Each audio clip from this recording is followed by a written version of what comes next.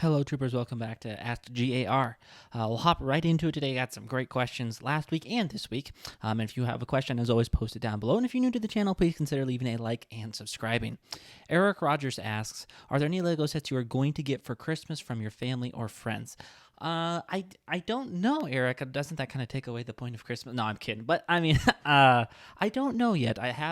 I did ask for one from my wife, but then it's not retiring, so that wasn't like a super huge priority.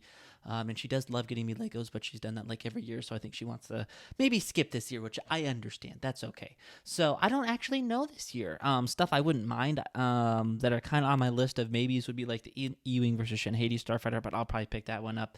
The Executor was the one I was maybe gonna be seeing if my wife wanted to get me. Sounds terrible saying my wife wanted to get me, but she was planning on it. But then I told her she didn't have to, she didn't want to, because it's actually not retiring, so I have a little bit more time on that. And then always love a good Clone versus Droids battle pack. That would, but for sure, I have no clue if anyone is or planning on getting me anything for Christmas, as it should be. Some people know, and it like a little rant here. My wife's taking a nap, so I can talk about it. Goodness, she like I don't think it was this way in her family, but she always asks me what I want, which is nice, and then she tells me like this is November. Oh yeah, I got that for you for Christmas. I'm like, that takes away. I myself, I don't know. Let me know down in the comments, people, what you guys think. I myself like to not know what I'm getting for Christmas. I like to. I used to kind of get in trouble a little bit, like shaking boxes around to try and figure out what they were or what Lego sets they were as a kid. But like, I didn't actually want to know what they were before Christmas, and now I'm like, I'd really like to wait till we open Christmas to like actually know for sure. And then she just tells me like a month, 2 months in ahead. So maybe that's just me. Let me know down below, guys. Do you like finding out way ahead, or are you? It has to be on Christmas, or you're kind of disappointed.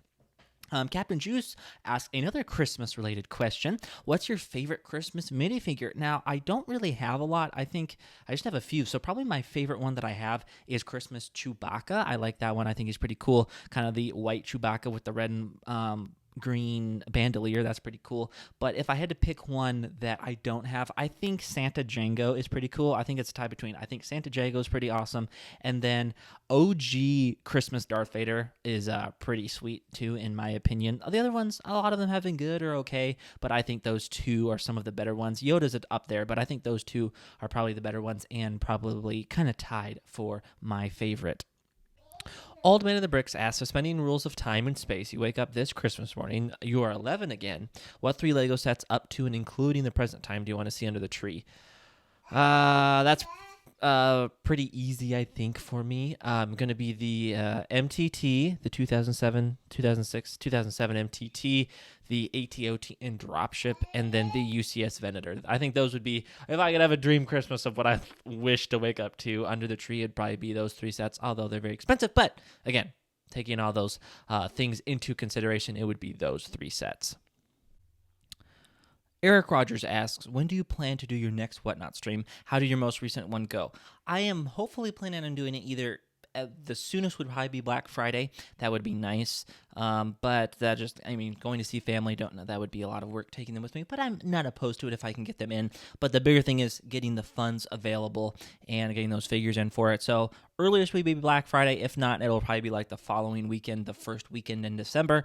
As soon as I make that decision, I will let you guys know. And really, honestly, this last stream I think went really well. There's still some things I want to work on, hopefully improve on.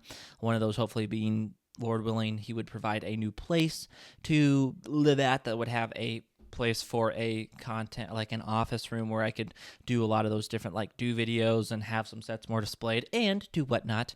So that would be nice, but I think it did much better, a little bit more, a much better flow to it. So hopefully to get better with that as time goes on, but I think it did really good on many areas. Just me doing it better presentation. It did really thank you so much to everyone that showed up and the new people that joined the channel and people that came from the channel. It did well. I did well financially on the financial side, so I really appreciate your guys' support with that as well. That really means a lot to me.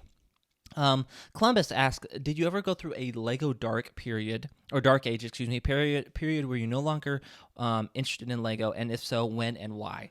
So I didn't have a time when I was disinterested in Lego. I was always interested, but there was a time where I did not collect near as much, and honestly, the reason why was I was content with where my collection was at the time. I didn't really have goals to make it bigger. Now I do. Sometimes that worries me of like, am I being discontent? And maybe I am, and we should be careful of being discontent and being looking out and being jealous or envious of things. But I don't think it's wrong to want to collect things. If it's done in the right spirit, like we should be balanced in it, like not overly spending on it at the cost of other things. And we should also be mindful of what we already have and be thankful for what we already have, because I know I'm very blessed with armies that have some old figures and old sets that are very hard to get, that some people it's very hard to get now for them. So I'm very blessed with that. But that was my time. And that time period would have been kind of the sequel era. My last great big sets that I got would have been Rogue One. I pretty much got the between like Christmas and my birthday that year of like the Rogue One sets. I pretty much got like 80% of the Rogue One sets, and then with that process, on the cusp of that, I built my Imperial Army up to a full Stormtrooper platoon and various support units like a small Death Trooper team, some Shadow Troopers, Imperial Shock Troopers, etc., etc. So after that, we had a lot of starfighters. Had like TIE Fighter then by that time. Didn't desire to get the old TIE Bomber because it was kind of expensive and didn't really like the design. So very happy that we got the new TIE Bomber. But that's beside the point. But after those were kind of complete, my clone army, vehicle-wise, was where I wanted it to be. I had completed my original goals for the clone army. I have increased my desires now. It's grown a little bit, not crazy. I think the only major addition is I've gotten another ATT and a gunship. So I mean, still some pretty big additions. But I was happy with it. And my clone platoon, the units that I did have like one full clone platoon. So I was pretty happy about that. And then about 2020 was where I shifted back towards, I wanted a full clone platoon that I had like my 212th mixed platoon. I had 212th regular and airborne in the same unit. I was like, that probably wouldn't really mix in practicality. So I wanted to split them. The file first came out, so it was now financially feasible to build a file first platoon. So I wanted to do that. And the 212th, I remember looking in February at the prices of the 212th. I was like, okay, those are still reasonable, like $5, $6, $7 a trooper. I remember looking in June because I had some really big car repairs that year, on top of a few other things going on that year. And they had like doubled, and now they've almost done that again, where they went to like 12 and 13, and now the 212 are 15 and the airborne are 20.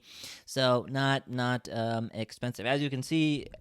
All these years later, it has taken me 4 years to finish the 212th platoon, and the airborne, I think I have gotten like one or two of them since then. So it's been kind of expensive. I should do a video. Let me know down below, like the history of army building, like the when it was big, when it was small again, when it was big again. That might be an interesting video. Let me know down below if you guys would be interested in it. But that is going to do it for today, guys. Thank you guys for watching. I know it's kind of a long answer to that question. I hope you guys enjoyed that answer. If you have any questions about any of like that, or even questions in general, or want me to further go into that, post them down below. I would be very happy to answer them in next week's Ask G.A.R. Thank you guys again for watching. If you're new to the channel and haven't already, please leave a like and subscribe. Very much helps the channel. Thank you guys, and I will catch you guys next time.